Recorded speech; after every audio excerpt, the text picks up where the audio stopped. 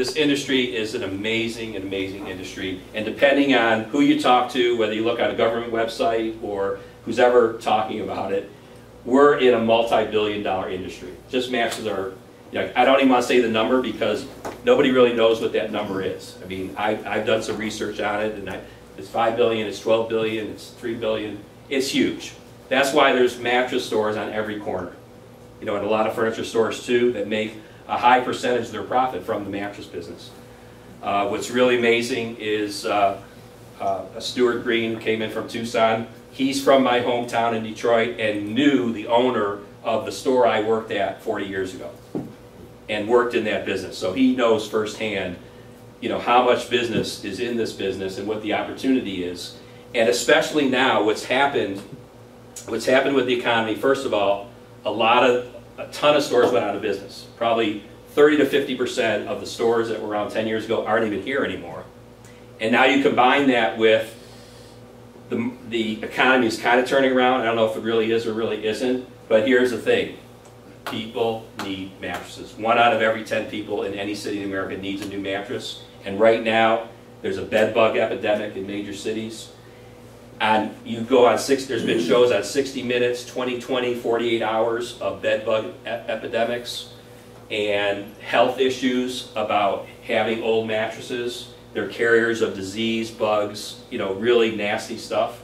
And people know this, it's in their head. And also, you know, as we have become baby boomers and we're getting up into, you know, our 40s, 50s, 60s, 70s, what's happening is aches, pains, back issues, knee issues, shoulder issues, sleeping on your side and, you know, your arm goes numb. There's so many reasons why people get a mattress, and they know they're getting in their head from the media that buying a used mattress is not a good idea. So as a result of that, there's so many people selling mattresses. And one of the things, if you look at Mattress Firm, and I'm going to speak, Jared and I worked together for over, what, about 3 years now? You know, Jared first worked with me when Angie and I were just out of public storage, and we were running ads on Craigslist and getting referrals, and Jared and I worked together, you know, doing a lot of deliveries and all that stuff, and now Jared is an actual broker himself. You know, it boggles my mind that people are still buying mattresses from Mattress Firm. They've got like 18 or 20 stores in Las Vegas. In fact, on Mark Street, there's 2 within 2 blocks of each other. Okay? And why are they doing business? Well, it's a huge market, but also that no credit check financing. In other words, why wouldn't they buy a mattress for Jared for $400, and why are they spending $1,500 at Mattress Firm? Because Mattress Firm has financing. We don't. So that piece of the puzzle is going to be so huge. And again, we're not trying to put Mattress Firm out of business. We're not trying to become a monopoly. As a dealer, all we need is a couple sales a day to make $100,000 a year.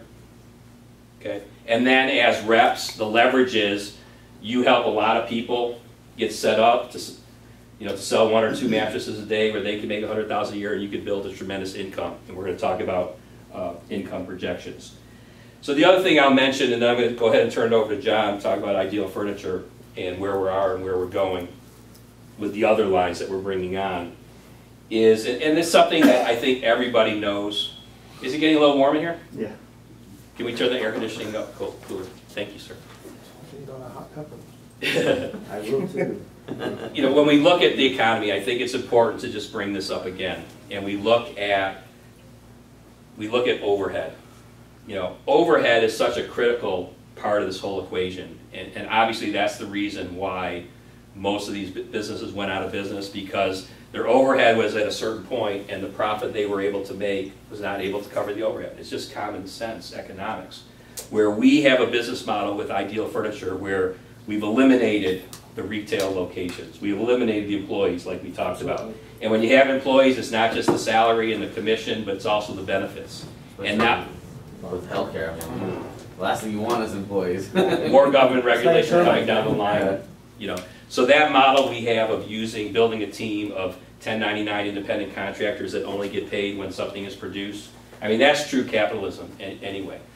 And then you look at media, and all these Mattress Firm, and I'll just use that as an example because they're right in our backyard. They're on TV all day long. They're on radio. They're in the Review Journal. They're doing coupons. And most traditional furniture and mattress stores, that's what they're dependent on. That's what they know, that's what they do. And as a result of that, additional overhead, again, it's almost like a crapshoot this day, you know. And one of the things John's going to talk about also is other ways, we talked about this, Stuart, other ways of being known to the public using organic internet marketing, using social media. Our dealer broker in Hawaii, before they got their first container, and she's on a small island in Molokai. The population of Molokai is less than 10,000 people. She literally pre-sold the whole container just based on her daughter's Facebook. That's the power of social media. So that's where we're going with this company, a new way, you know, social media, organic marketing, internet marketing. And so that's really our vision, and I really appreciate you guys coming in here, founding representatives, that we're just getting started, and we want to build something very special, and we want to build, you know, a household name. So let's go ahead and bring John up to talk about